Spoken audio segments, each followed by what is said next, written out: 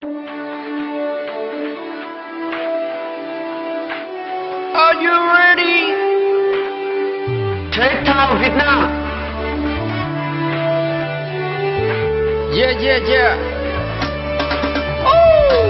Thể thao Việt Nam chơi thật tung bay, thể thao Việt Nam chơi thật cuồng say, thể thao Việt Nam chơi thật rất hay, thể thao Việt Nam chơi thật hay lây. Yo, yo, yo, yo, yo, yo, yo, yo, yo, yo, yo. Hoan nghênh, hoan nghênh.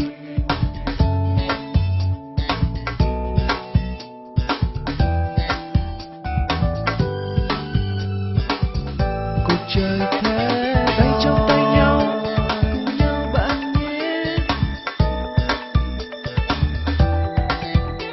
Thỏa sức trong cuộc chơi này.